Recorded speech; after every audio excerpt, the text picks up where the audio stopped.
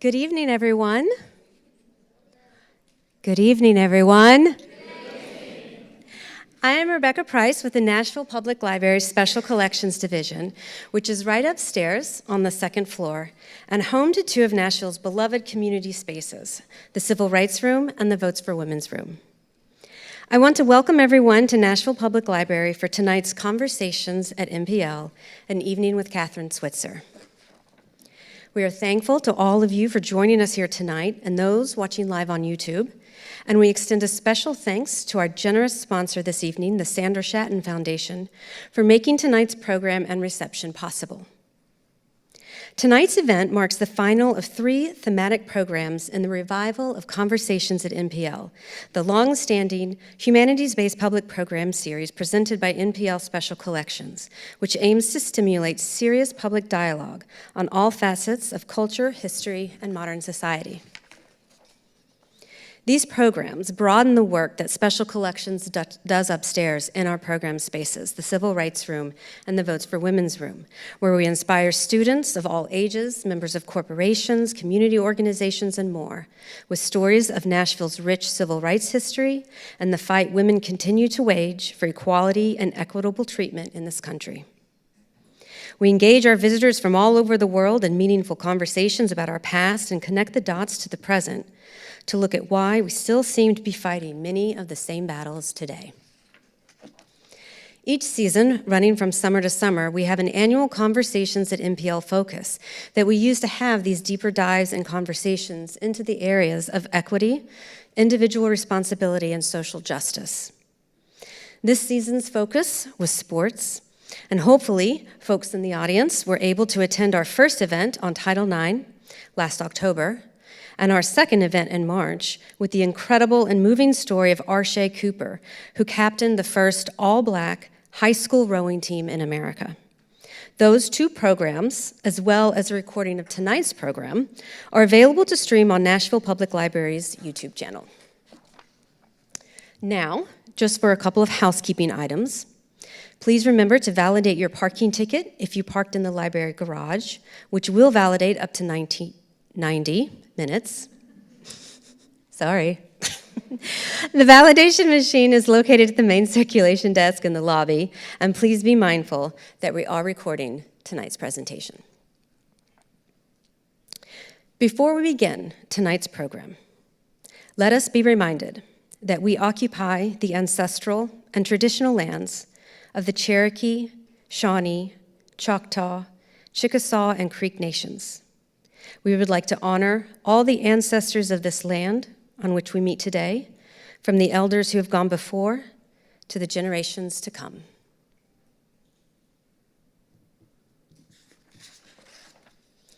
Tonight, we are so excited to welcome and spend the evening with Kathrine Switzer, who made history in 1967 when she became the first woman bibbed for the Boston Marathon, resulting in backlash and women being barred from the marathon until 1972.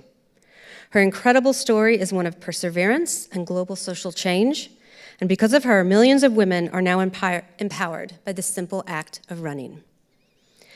It's also a story that asks us to consider, what do you do when you face an injustice? As Katherine once said, the worst day of your life can become the best one if you choose. It's a story that shows us that people make choices, and choices make history, and that one person's perseverance can resonate and inspire millions. Now, I'd like to welcome to the stage our host for the evening, Tasneem Grace. She is the vice...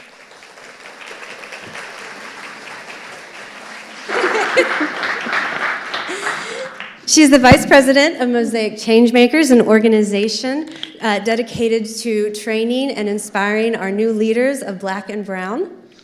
She's a writer, humanities scholar, and performance artist, and her favorite time to run is the morning. Tasneem. Hello. Good evening. Good evening. Come on, y'all. Good evening. Good evening. I was just in the back with Kathrine Switzer, and we are in for a treat. If you ever imagine what it might be like to be 77, you need to up your game.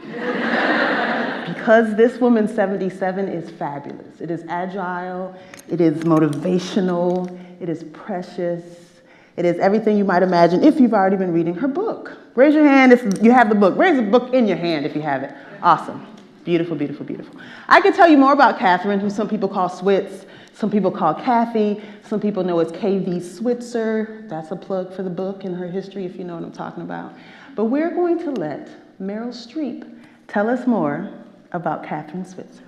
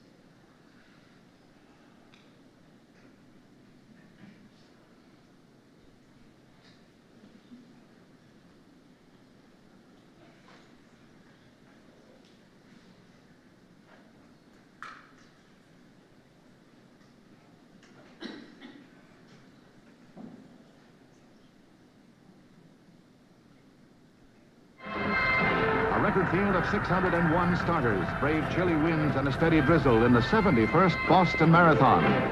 The 1967 Boston Marathon was run in some of the worst conditions in race history. While most of the crowd was focused on the front of the pack, another runner was making a stir far behind. The idea of running long distance was always considered very questionable for women because, you know, an arduous activity would mean that you're going to get big legs and grow a mustache and hair on your chest and your uterus was going to fall out. In 1967, Kathrine Switzer was a junior at Syracuse University. Because Syracuse had no women's track team, she began training with the manager of the men's team, a part-time mailman named Arnie Briggs. It was Arnie who told me about the greatest day in his life every year, which was the Boston Marathon. And we were out running, and Arnie began telling me another Boston Marathon story. And I said, oh, Arnie, let's just quit talking about the darn marathon and run it. And my dream then became to prove that I could run 26 miles, 385 yards. For 70 years, the Boston Marathon had excluded women. But Switzer entered using just her initials. We walked to the start, and the gun went off, and down the street we went. So there we were, Arnie Briggs, the 50-year-old mailman, and me, the 20-year-old college student, and my boyfriend, Tom Miller, the ex-All-America football player. When other runners would come by, they would say, oh, it's a girl, and they were so excited.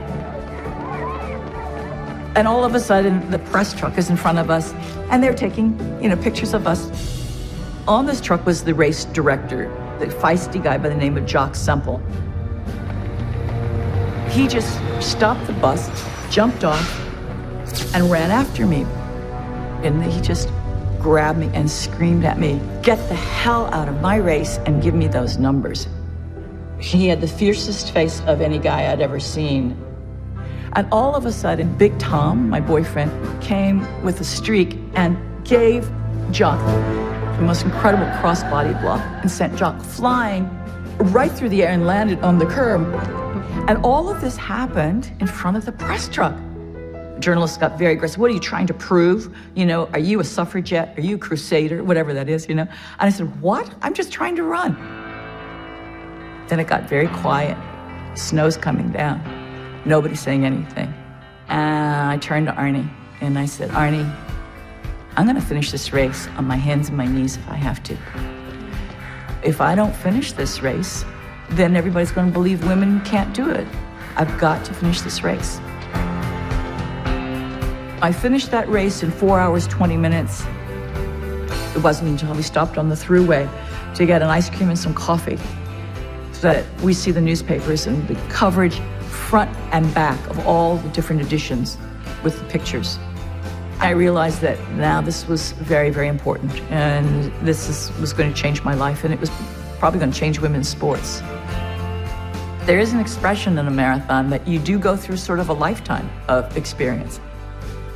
And I often say that I started the Boston Marathon as a girl, and I finished the Boston Marathon as a grown woman.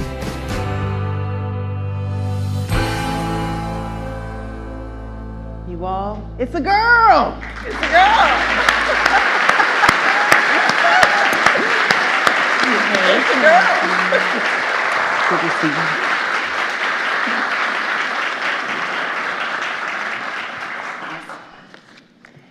I know what you're thinking. It's two runners on stage. I know. But we're not just runners, professional and novice.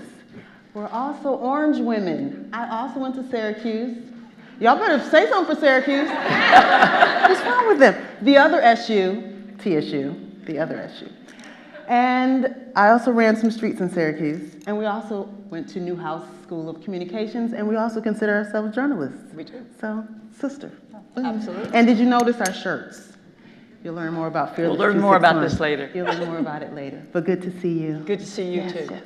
When I was reading your book, in the beginning, you referenced so many places in Syracuse that I almost felt like I was back there. I know. Have you thawed out, by the way?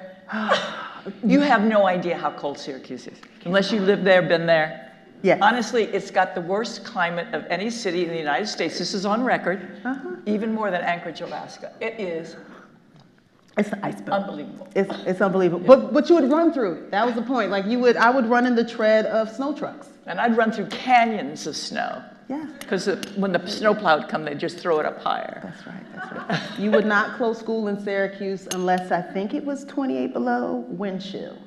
So my eyelashes would freeze together and I would thaw them by doing that. We are serious up here, okay? We know about weather. So we had to fight hard for that journalism degree. Yes, we did. We did. And we did it. We did, but at the time, I said, I'm never going back to Syracuse. I'm never going to freeze like that again. It was so expensive for my parents and me. I had to take jobs and everything. But I'll tell you what, I go back all the time. Yes.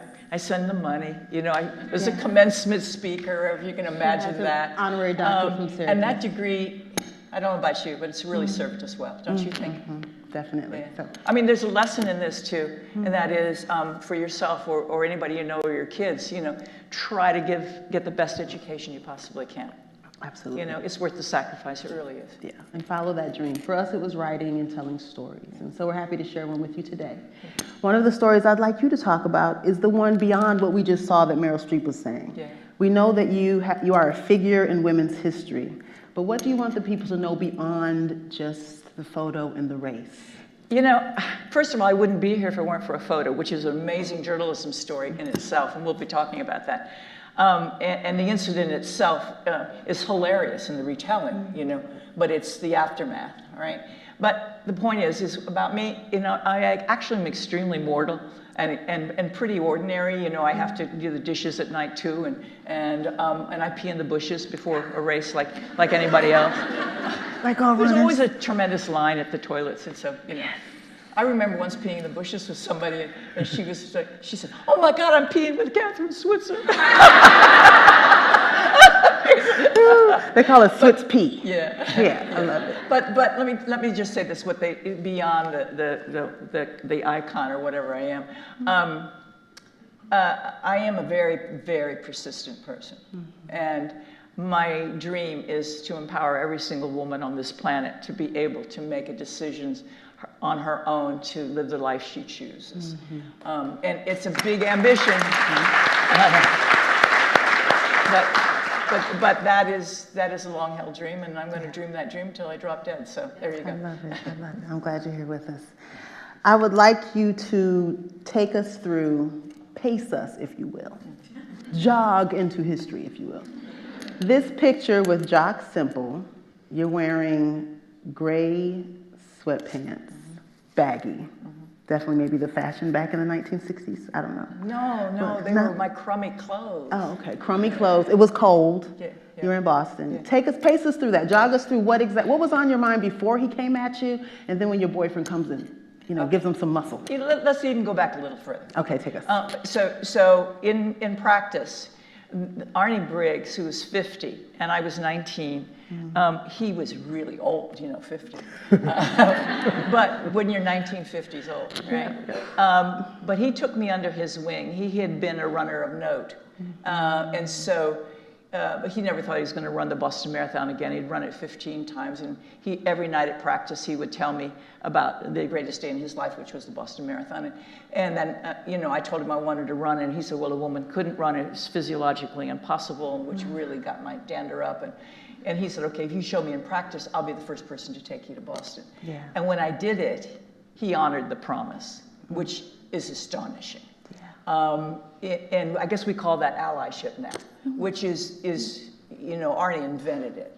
Arnie was a university mailman, a very, very humble, modest guy. He schlepped through the snow coming up Comstock Avenue in Colvin and get his route done by 3 o'clock so he could go out and train with the men's cross country team and then go back, take a shower, put his uniform on, and clock out of the post office. And I didn't mind that the U.S. government was paying for his training. So I thought he was kind of cool. But anyway, when the day came that I said I was going to prove to him that I could do it, we ran our 26.2 miles, and he's saying, near the end, he said, oh my God, you look great. I can't believe this, that a woman can do this. And I had reminded him, by the way, and maybe most of you know this, that actually I wasn't the first woman to run the Boston Marathon. A woman ran it in 1966. She jumped out of the bushes and she ran quite well, Roberta Gibb. He didn't believe that. He wouldn't believe that. And so he said, I believe you could, but you'd have to show me. So I did. We got to 26.2. I said, I think this course is short. Let's do the 5-mile loop again. He said, you can another 5? And I said, sure, I feel great, don't you? I go, Anyway, we went out for another 5, and the last mile, he's out on his feet, his legs all over the road, wobbling, your eyes gone. I said, come on, Arnie, we can do this, we can do this. And when we finished, I grabbed, I said, we did it, we're going to Boston, Arnie! And he passed out. And when he came to, he said, women have hidden potential and endurance and stamina. I love that. But what we're learning is that that's really the case. That women have endurance? Women are winning now 50, 100-milers, 3-day races, 6-day treks. It's not one person it's not being an athlete like him. It's being an athlete like us. So we don't have the speed, the power, the strength of men, but we have endurance, stamina, and flexibility and balance that men don't have. It makes us different athletes. So we're finally figuring that out, and it's changing the face of sports. So I like that. Anyway, he made me sign up for the race. And he said, you have to sign up. I said, I don't know, Arnie. Maybe it's against the rules. We went through the rule book. There was nothing about gender in the rule book. And I was signing my name KV Switzer because, like a journalist, I wanted to write sports. KV Switzer is cool. Yeah. My dad had misspelled my name, Katherine, on my birth certificate. It was always misspelled, so KV Switzer came in handy. Yeah. And of course, I wanted to be J.D. Salinger so bad. So anyway, initials it was. So I signed KV Switzer not to defraud the guys at Boston, and I paid my $2 entry fee. I knew that would get a laugh from the running section. And in the entries went. So it was the bib, which was the contentious part of that number. Okay. Yes. So how did I feel before the race? I was disappointed. It was snowing. It was sleeting. It was horrible conditions. Worst conditions in Boston history for the race up to 2018 when they had the hurricane. And I had to wear that baggy gray sweatsuit. And Arnie said, bring your old clothes to Boston. We'll warm up in them and then throw them away. So wear something you can throw away. Yeah. And under that, I had really cute shorts and top, I wanted to look good. I really did. I wanted to look like if not a sexy woman, but an attractive one, because there always was this myth to be a woman athlete. You had to look like a grizzly Not a bear, woman athlete. A grizzly bear. Yeah, or whatever. Yeah. Which was really an unfortunate thing to lay on women. Anyway, so I had to wear the baggy sweatsuit. But you know what? Maybe it came in handy. because maybe at the start line officials would have seen that I was a woman and pulled me there. Right. So, and Arnie had picked up our bibs because we were freezing and we were waiting in the car. And all these coincidences now are coming together. Like, I mean, Cecil B. DeMille couldn't have created this film, really. You know, the intersectional, all the sort of stuff. So at the beginning, finally the gun went off. Oh my gosh, we're, you know, so excited. We're so happy. You know, and if for any of you who run in any race, when the gun goes off, it's that moment of we're all there together. We're pilgrims going to Mecca. It was an astonishing feeling. I was so excited, and the distance, of course, for everybody is daunting, but it wasn't really for me because I'd run 31 miles 2 weeks before. That's right. So it's you know, just I knew 26. I could do it no matter what. So when the official attacked me, I heard him before I saw him, because the shoes were leather shoes, scraping, like, you know how you hear a dog before it actually bites you? You hear his claws on the pavement. I turned and then I looked into that fierce face. I mean, he was out of control. I'd never seen anything like it in my life. I was so scared. I really was very, very scared. And I went, ah, because he grabbed me and he tried to rip my bib numbers off, you know, so there we go. The bib number. No, it's not the real one. I've been told to confess it. It's like the real one. But I had to talk last night with Rebecca. Yes. And actually, the real one's going to the Smithsonian, so I'm excited. Anyway, he missed the one on my front, but he got the corner of the one on my back, and that has since become the logo for this nonprofit, which we'll tell you about in a minute. But anyway, and then, you know, Arnie was screaming at him, leave her alone, she's okay, I've trained her, and he smacked Arnie, and I said, how does Arnie even know who this is? Well, they used to run together in the day. Yeah. You know, they were old buddies and show up at races together. And he smashed Arnie, and then Tom came in. Oh my God, just was an amazing piece of athleticism. Slicing between the crowd, and they took out, and Jock went flying through the air. And Arnie screamed, run like hell. And we were all scared, and down the street we went. And it's hilarious in the retelling, isn't it? You know, girl being attacked by official, being saved by burly boyfriend. Oh my God, it's real Shakespearean stuff. But it was awful. It was awful. My heart just in stomach just dropped out. You know, it's like, have I screwed up this important big race? You know, what have I done wrong? And the camera truck is right in front of us. You hear the motor drives, you know, little Japanese photographer going, and they were screaming, not screaming at me, they were just saying, when are you going to quit? They wouldn't let up. It was always, when are you going to quit? And I said, I'm not going to quit. And then Arnie said, what do you really want to do? And I said, Arnie, I'm going to finish this race on my hands and my knees if I have to. Yeah. I have to. First of all, I know I can do it. The second thing is they're always telling women that they're barging into places they're not welcome, and then when they get the job or they are there, they can't do it anyway. And I said, no kidding. If all this happens, you know, you guys maybe don't know. I mean, women couldn't even get in, much less apply to Harvard Med School or Harvard Business School or Yale or Princeton or any of you know, and when you got a job, you know, woe betide you if you asked for equal pay. Yeah. It was just unbelievable. And I said, you know, I was naive, and up to that point, and then the penny dropped. I really got it. And I said, okay, I'm going to finish this race. No matter what, I have to finish this race to prove that women can do this. And 4 hours and 20 minutes later, you did. Yeah, and we pulled it back in. Arnie said, I want you to slow down. If that's the object, no matter what, we'll slow down.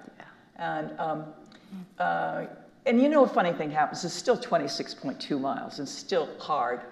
And when I got to, because I know we're going to talk about this, I got to Heartbreak Hill, 21 miles. And you're on fumes, as you guys know who run marathons at that point. And I'd murdered Jock Semple. Every way a person could be murdered by 21 miles, you know, stabbing, hanging, blow his brains out. And then you let it go, you know, when you're that tired. And I realized it's not his fault. He's a product of his time. You only know what you know at the time. and he didn't believe women could run, that it was not appropriate for them to do so. He was a violent man anyway, had a short fuse. He was an overworked race director. It was a rainy day. The race was a shambles for him to get started. I just let it go. I said, you know, he doesn't get it. And then, you know, about 10 yards later, I said, yeah, but it's up to you and other women like you to change his mind.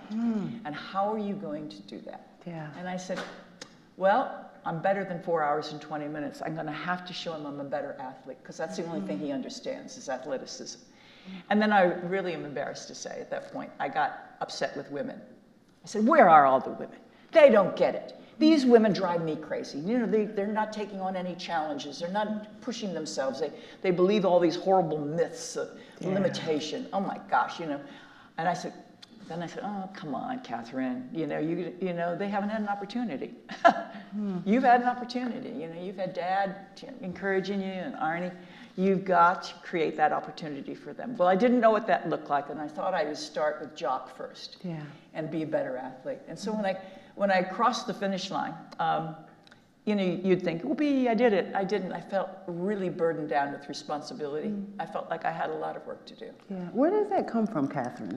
The burden of responsibility? No, the fact that there's a lot of athletes who just stick with sports, right? We know people who will say, hey, I'm just here to shoot the ball. I'm just here to run the race. Don't ask me questions about social justice. I don't want to hear about inequality. I just want to move this muscle. Yeah. And for you, in some ways, athleticism led to this kind of accidental activism. Yeah, it was a eureka moment. Where did you get this idea that you could reframe this moment that some would call traumatic, you use the word attack, and transform it into fuel for a focus on equality and exposing women to athleticism? Well, I'm not sure that I was sophisticated enough to understand that I was going to reframe it in terms of social context like that. I just knew that that talent is everywhere. I knew that. It only needed an opportunity. I found that out when I was 12 years old. My dad thought I should run a mile a day to make the field hockey team because you know, I wanted to be accepted, and the mile a day empowered me. So I felt like, hey, we all can do much more than we think we can do. And I felt the first thing I had to do was change Jock Semple's mind and men like him. Because, I mean, the spectators were not all really nice to me, I must tell you. One guy came off the sideline, you know, out of the side and walked across very slowly in front of me just to make me kind of trip up. And he said, you should be home making dinner for your husband. Wow. Now, 20 or 30 yards later, a woman fell to her knees and went like this, and she said, come on, honey, do it for all of us. So, you know, it was that guy. Yeah. But when I finished the race, I said, I'm going to become a better athlete. And in a way, that's the easiest part of the story, or maybe I should say simple, because it wasn't easy. The training was very hard. And I got up to, you know, 100 miles a week, and I was at Syracuse, and I was doing, you know, double jobs and putting by that time I married the bruiser up there, through grad school. And eventually it took, you know, 9 years, but I turned into a 2-hour, 51-minute marathoner. And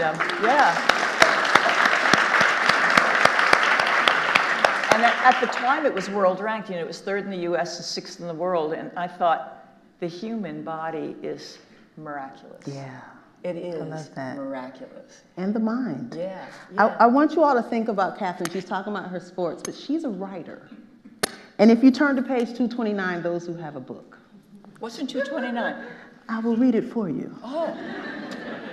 She writes, people always admire runners for their ability to withstand pain. That is not the issue. What people should admire us for is the ability to have the courage to face it. This mindset of yours lent itself to the topic that I think is so important that we encounter right now, and that's the one of forgiveness. Yeah. You forgave Jock. I did. You all became kind of like homies in a way. Yeah, okay, so first of all, you can go along and hate him, you know, but why carry that burden? I mean, forgiveness is really important. It took me a long time to learn it, but Jock was my first great learning example, is why am I going to carry the burden of dislike? It's a heavy burden. It's easier to be nice, let it go, take the high road. He was angry with me for 5 years. In fact, when women were made official, and we women ourselves banded together and made that happen. In 1972, he had to admit us to the Boston Marathon. He still had steam coming out of his ears. And he said, if girls are going to run in my race, they have to meet the men's qualifying standard. And there were 8 of us who could do it. 8 of us showed up, 8 of us registered, 8 of us ran, and all 8 of us finished. And then he said, oh, gee, they're really serious. Like, we've been telling you, Chuck, I was serious. And that was an amazing moment for him. But he still, all of the years later, couldn't always let it go, and I always felt sorry for him. For instance, in that race, I got a trophy, okay, and it was in the packing case. And so at the presentation, when he went to present it to me, it had broken in the case actually, and so he was slightly unmanned by this, handing me a broken trophy. And he sputtered and said, "Look, I'm sorry, it's a broken trophy. If you send it back, we'll repair it." And I said, "Oh no, Jock, it's fine." And he said, "I've been mad at you for 5 years and you deserve a broken trophy." Oh yeah, I'm not kidding. We kept up with that. And all I could do is laugh, you know, and I did feel sorry for him. Yeah. I went to visit him a few hours before he died. I was one of the last people to see him. I was wondering what kind of words there were going to be. And really there were lots of hugs and smiles and everything. And his final words to me is, he said, "I made you famous last." And I said, "Well, I made you famous too, John." And we laughed. And you know what? I felt sorry for him. I walked out of the hospital because I knew the next day in the New York Times, the obituary for Jock Semple was going to have that picture in it. For all the work he had done in running, which was prodigious, that's what he was going to be remembered for. That's true. And he never really said he was sorry, but that's okay. That's it. Everybody has their own choice. I love that. Let's talk about who was supporting you from the sidelines and in the race. And you make this point on page 102. I love a good reader. We're in a library, Kathy. You know, we got to do this. Most often, the women who saw me looked stunned. Almost always, the men they were standing with would cheer me heartily, but the women would stand there, hands suspended in mid-clap, as if they were afraid to voice an opinion. These women weren't in the race because they actually believed all the myths about women's fragility and limitation. And the reason they believed them is because they had no opportunity to experience something else. Right. Gosh, I wasn't special. I was lucky. Yeah, I was. How so? I was really lucky. I mean, I had a dad who encouraged me to run, and a mother who said, you know, you're going to make your own way. You're always going to get a university education. You're always going to be able to support yourself. Very, very directed. And then I had Arnie, you know, who was a 50-year-old guy. And by that time I had the strength of my own. You know, I was in my 20s, so by that time I was ready to go. But not everybody on the sidelines, and you make this point in the book, especially sometimes women, who are actually trying to run you off the road and not clapping. Yeah, I know. Where did that come from? I have an amazing picture from the New York City Marathon, and we'll talk about that. By the way, that's the 50th anniversary of my winning New York City Marathon this year, so yeah. It's going to be a big deal. Right. And if any of you are running the New York City Marathon, anybody here running the New York City Marathon this year? Well, come see me because you could maybe join our team, okay? So we have a cool team. Sorry, what was the question? The question was about the fact that... Oh, yeah, this picture. There's a picture with the women. taken by the famous photographer Ruth Orkin. And I'm running in the marathon in '74. And you see the guys are cheering away, and the women are going, and they're holding the kids back. Yeah. And I always felt sorry for them, you know, that they felt they couldn't, you know, approve enough to join in the joyousness of this moment of a woman running and leading a race, you know. Yeah. It was really, really sad for me. But then I realized, look, the problem is they've never had the opportunity, but the other thing is that they're afraid. And they're afraid either they believe the myths, you know, that your uterus is going to fall out, or that it's somehow inappropriate or defeminizing or whatever they were afraid of. But that maybe their only power, if you see this, had been in their helplessness. or their need to be protected. Now, I got to tell you, I mean, when we were fighting for the Equal Rights Amendment, and we had the torch run across the United States to Houston, okay, where we were going to get the signatures in order for the ERA. We had a torch run, and I led the torch run out of Seneca Falls, you know, the birthplace of the women's rights movement. But when it got to the South, it was a very, very big problem. They had to change the route because by that time, Phyllis Schlafly had organized women to say that the ERA was a really bad thing. They were going to lose their rights, and they're going to lose their homes, and their husbands could leave them high and dry. And besides that, we like being feminine women. I said, wait a minute, that's a disconnect. Yeah. But it was a difficult time. And you know what? We didn't get the ERA, and we still can't.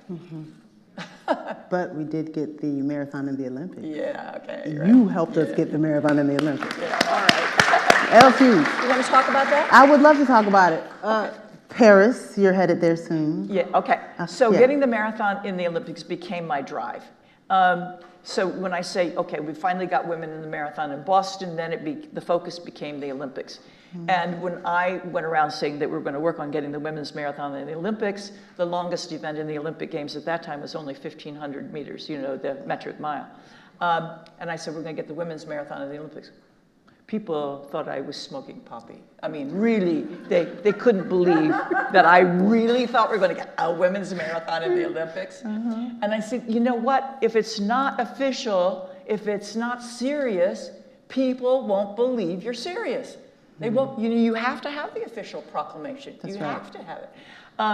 So how am I going to make that happen? Well, the journalism degree came in real handy. I decided I would, first of all, pack myself off to Munich in '72 to figure out how the Olympic sports work. Well, what an Olympics. I mean, that was when the 11 Israeli athletes were murdered or assassinated by a Palestinian terrorist organization. It was so terrible. I was shattered by this experience. But it was a hell of a journalism experience for me, really. But then I realized that seriously, what we needed was more justice in the games. And that included getting that marathon for women and all equality in the Olympic Games. How am I going to do that? And I decided I would start writing business proposals. Yeah. So I wrote many, but one in particular I took to Avon Cosmetics, which at the time was the world's largest cosmetics company.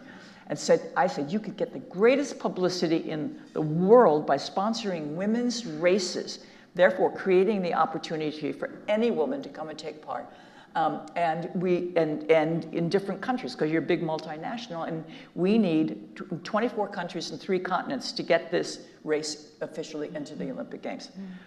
Oh my God, Avon loved it. Yeah. And they hired me. Oh my God, it's one of those moments when you send out a flyer and somebody hires you. Yeah. So, wow. And off I went with this thing and started organizing these different races. I just have to tell you that every athletic federation except for Canada, the USA, and New Zealand and England said no way. You know, the women in our country won't want to run. The guys in Brazil were horrible to me. Women in our country won't want to run. I said, but yes, they will. It's fun. And he said, no, women in our country are feminine. And he said, I know I have to come and be there, an official, but I won't have my wife with me, and I won't permit my daughter to come. Wow. I said, how old is your daughter? And he said, 14. I said, oh, what a shame. She'd really love this. But anyway. Well, he thought we'd have 100 people. We had 7,500 women. And that was just Brazil. But a lot of those Brazilian women didn't have a pair of shoes. And I don't mean Nikes or Reeboks or Adidas. They didn't have a pair of shoes. So if you're so poor that you don't have a pair of shoes and you run 5Ks or a 10K and you get a medal and a T-shirt and you are somebody, they become somebody. Yeah. And those women went and got jobs. And I also hired these women to work the races so they would be part of learning something about how to create it and market themselves as well. And this grew from country to country, and eventually we not only had 3, we had 27 countries and 5 continents, and took the data and statistics to the Olympic Committee, and they had to vote the women's marathon in. And there was, in fact, only one dissenting vote, so that was really amazing. They voted it in an extraordinary meeting in 1981 for the 1984 games.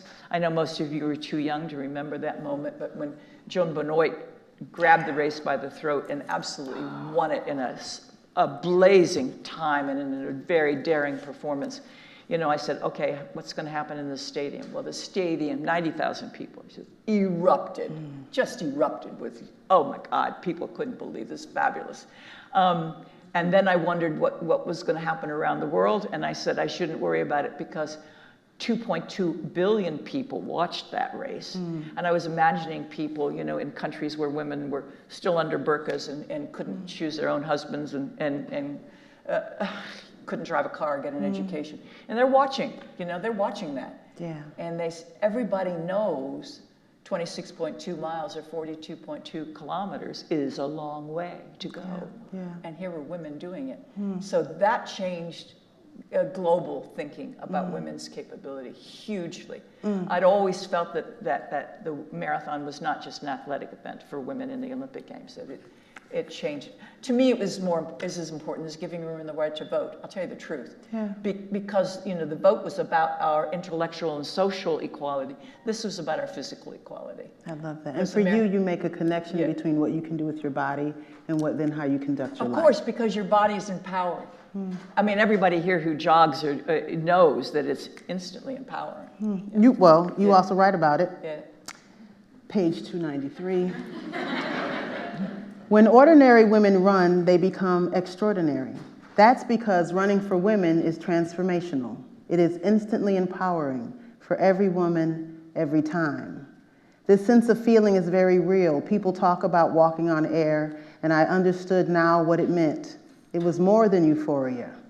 And I'm thinking, those of us, who here remembers the first time they ran a mile? Nice. Oh, I got a side ache. Oh, I'll never do this again. I want you to talk about the connection between the interior transformation and the physical discomfort, the breath you can't catch, the sweat coming down, your breath going up and down in your face, all of that. How is that also transformative here? Because eventually that goes away and you smooth out and you get your breath and you get your rhythm. You get the euphoria? Yeah. I mean, all of us remember being a kid and getting that side stitch and how it hurt. The shin splints. Yeah, and you're starting too fast and you just need to warm up. But okay, but the point is that it becomes really, for most of us anyway, a spiritual experience, I think. Yeah. Do you remember that first time you felt it going from physical discomfort to something spiritual? Yeah, it was when my dad told me I should run a mile a day, and oh my God, I struggled through this mile a day. You know, in Washington D.C. stinking hot summer. I was only 12, but I was going to a big high school, and he knew I needed some empowerment. Yeah. And he wanted something to hang my hat on. Yeah. And so by the end of the summer, I realized I'd forgotten what the laps were. You know, I was so lost in it.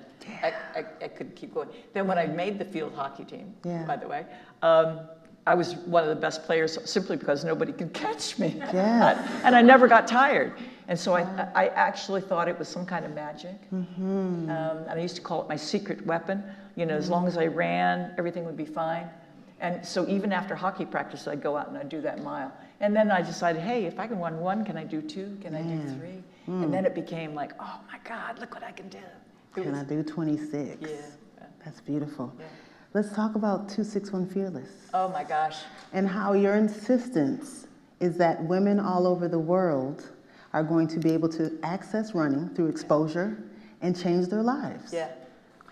Okay, so first of all, it's really quite strange. I always knew that women only needed the opportunity, but I didn't know how I was going to go beyond those events to give them the opportunity, because I needed to be there. I needed to somehow to touch them and show them. And it's the only time something kind of voodoo hoodoo happened to me. And what I mean by voodoo hoodoo is that you ask me what kind of person I am. I'm a really very ordinary person. You eat well, sleep hard, train hard. That's, basics, right? So I don't believe in magnets and crystals and a lot of visualization. You don't burn sage before a run? No. Gotcha. And I don't take gels, and I don't take a lot of stuff, and I just keep it simple. Good food. Okay, train hard. The weirdest thing began to happen, mostly because of the internet. People were seeing these pictures, and they were beginning to write to me and say, they were writing to me and saying, I want to show you this picture. I'm running my first New York City Marathon tomorrow, and I've got number bib 42,921. But on the back, I'm wearing 261, and they were pinning 261. And then somebody would take a picture of their wrist, and they have 261 here, or they would ink 261 here. And I said, isn't that nice? But this was coming from Paraguay to Poland to Chicago. These people didn't know each other. And they were getting me these messages through like Facebook Messenger or whatever, right?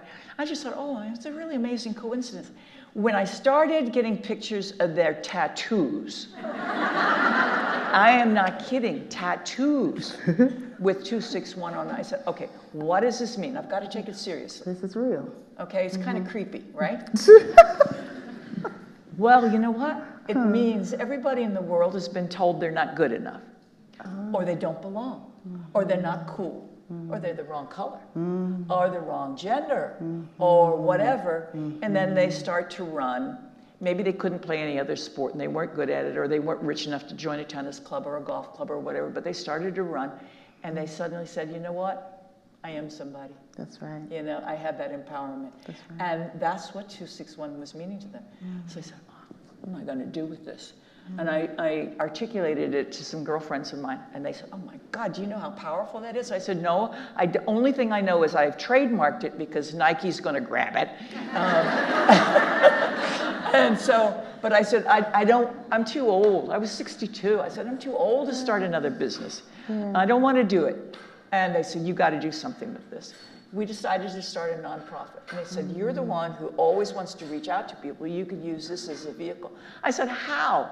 And I said, I'm not talking about, women here in Nashville. Okay, I am though, by the way. How am I going to reach those women in Afghanistan and Saudi? Right. I said, I'll never reach them. In my lifetime, we won't reach them. And they sat back and laughed at me, and I said, on the cell phone. I said, come on, I'm talking about poor women. And they said, as poor as any group of 10 women is going to be, somebody is going to have an internet connection. We found this out in Africa, okay? And it transformed. Africa, by the way, as you know, completely jumped the Industrial Revolution. I mean, then they went right to cellular. Yes, yeah. I mean, even the Maasai tribesmen are out there. On the phones. On the phone. Okay, so anyway, they said, that's how the Arab Spring happened, Kathrine. I said, oh my God, I'm out of it. They said, look, we start a series of clubs in different communities, and the women themselves coach other women, and we train the coaches, and they reach out into the community. I said, who's going to go out and do that? We'll figure it out. And I said, it's not easy to figure out. But anyway, it was the only thing I was dragging my feet on. And but they said, leave it to us. We'll take off and run. You won't have to do anything, right? They said, you just be the figurehead. I've never worked so damned hard in my life. Believe me. 19 clubs. I believe you. I love it. Yeah. 14 countries. But anyway, we're in 14 countries. We only started in 2017. Yeah. We're in 14 countries. We have 500 coaches. We've serviced about 7,000 women already. And it's not just about running. Running is just the vehicle for empowerment. It's getting together, moving together, and getting the chemistry together. And then really giving them a good educational program. And body knowledge and workmanship and cooperation. And it's terrific. I mean, go to 261fearless.org, join us. Buy a shirt. Yeah, buy a shirt. But the number itself really lives on and has become an amazing symbol. And I'm really, really proud of what these women are doing. They're at the top of their game. They're all between, I would say, 40 and 55 organizing for me. And it's just been amazing to see. And to see the transformation with these women. Now, you wanted me to give you an example of a couple of women, right? Yes. You okay? Rebecca, are we good? Yeah, let's hear some examples, and then we've got examples. Okay, I have 3 examples, but I'll just give you 2 because I know we're short on time. One is Lisa. Lisa is from England. She was in a very bad She had 3 kids, domestic abuse, absolute total lack of self-esteem. We got her into 261. She started running with us. She realized she had a friend. Yeah. Friends. It was good. You know, she wasn't judged about anything. She had friends. And so finally, she decided, okay, I can go back and get an education. She started working on her degree. She left the abusive partner, took the kids, had nothing, got a job, continued with her degree, and now she's getting a master's degree now in exercise science. Wow. And I'm really, really, really, really proud of her too. And that, you know, that's Where a good does she live? 261 story. What? Where does she live? In England. In England. Beautiful. Okay, the other one. Okay. I don't know her name. Okay, but she's an Afghan refugee in Vienna, Austria. She joined our group. She got her papers and she got citizenship into the country. They're working on the citizenship. She came with her husband. Turns out her husband only let her out of the house because we were a women's only group. But he didn't know that we were running an empowerment group. And so she suddenly realized she had friends for the first time in a foreign country. She had some English, but now she's learning English really, really well. You know, he was an abusive guy too, and she took the kids and she went to legal services and said that, you know, she wanted to get a divorce and she wanted a restraining order, and she had the courage to do that because she had all of us as friends. And now she's absolutely thriving and is one of our coach leaders. And that's an Afghan refugee. So, I mean, that is an astonishing cultural leap as well as an emotional one. You know, it's amazing. Yeah, running into a new self almost. Yeah, absolutely. Beautiful. Thank you so much. I know you all have questions. I'll stop asking mine so you all can ask yours. Do we have a hand so far? Oh my God, no questions? Usually everybody's jumping out there. I can't see. Let's go, Brittany, and then we'll ease on. Would we like to show the video, the 1-minute video? Oh, right, Sure. right. We have a cue. Yeah, Can you we see have one above more our video, heads? and there's only 1 minute. Okay?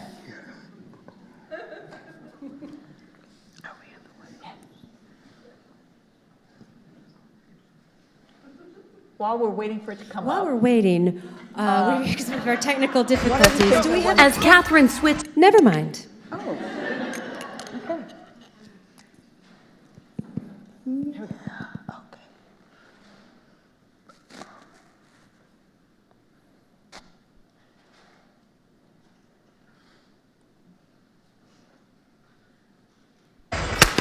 As Kathrine Switzer fires the gun, sending a field of elite women running into the streets, she remembers a time 50 years ago when that seemed impossible. Switzer changed the course of women's running. She's since run 39 marathons. And she founded 261 Fearless, a nonprofit for women runners around the world, encouraging them to do the impossible. Once they start running, they realize they can do so much more than they ever believed, and they can get a better job, or they can get an education, or they can leave a bad relationship. Or even keep running at 70, like Switzer, competing again today, a half-century after the first time. I just ran the fastest marathon I've run in 46 years. The woman who started it all, not finished yet. Kristen Dahlgren, NBC News, Boston. I wanted you guys.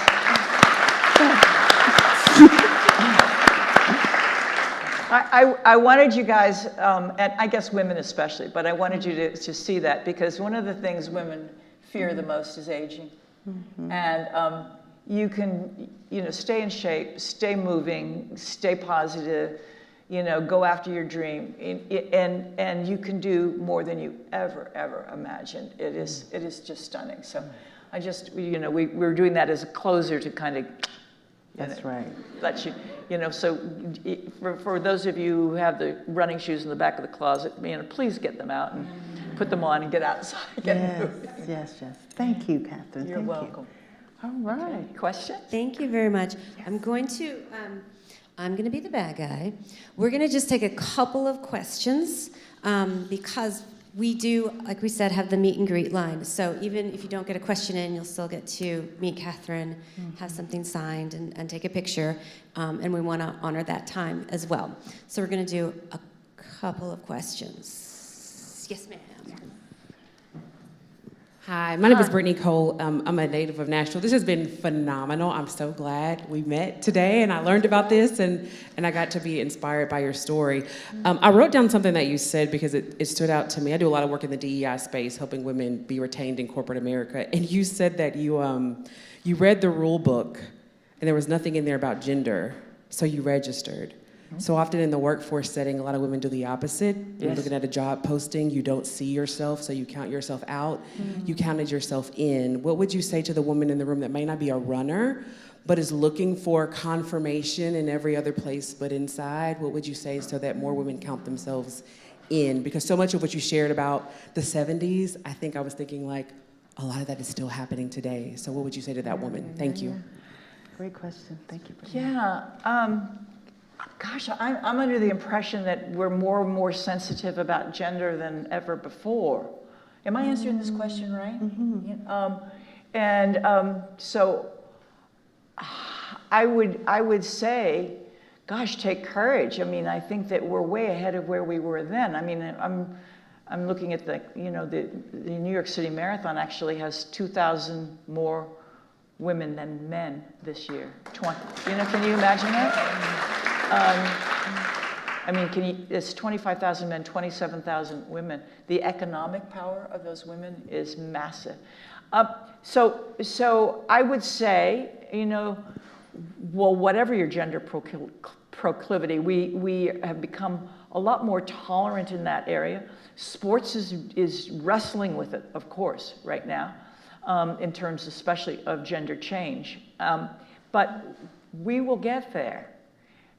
My belief, sincerely, is that the road is wide enough for all of us. And that when we get in running is a beautiful example of this, because we don't care what color you are, or what your gender is, or how rich or how poor you are, or where you're from. We're in there slogging it out together. And we would really almost die for each other. It's almost like you're in a battle or a war or something. And at the end, all stinky and horrible, we still hug each other, total strangers. And I say, if we can do that in running, can't we do that in the whole world? And it seems to me we can. I mean, we got to figure this out. Let's take one question on that side. Hi, Kathryn. Hi. You have made great strides for women overall in the years of your work, but I feel at times the world today, and especially the political climate, can still feel very tumultuous and overwhelming for women. Do you ever feel that overwhelm, and how can we look past that and continue on? Yeah, I feel it all the time, and right now I'm really pissed off. I got to tell you, I really, really am. So I have one answer to that, and that's vote. Vote. Honest to God. We all say my vote doesn't count. Your vote does count.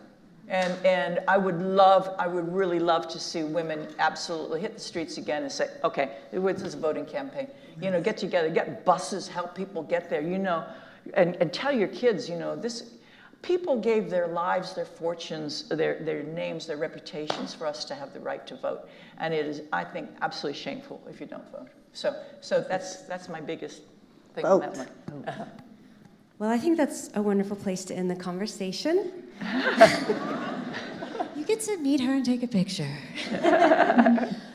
So if you guys want to go backstage if you want, and we'll just conclude the program portion of the evening. They're going to talk about us while we're gone. We're going to stay here. You can hear me. And so again, I just want to let everybody know we've got 2 lines outside. One is if you want to purchase the book. The book is already pre-signed, so if you don't actually have time this evening, it'll still be signed. Or you can begin the meet and greet line to meet Kathryn. You'll be able to maybe ask her a question then, take a picture with her. She will sign and personalize anything that you brought. And that's it. I want to thank you all for coming out on a Thursday night to the Nashville Public Library. Yeah. Thank you.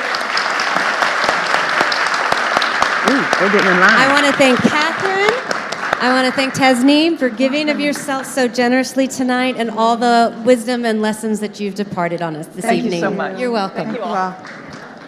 All right, sister.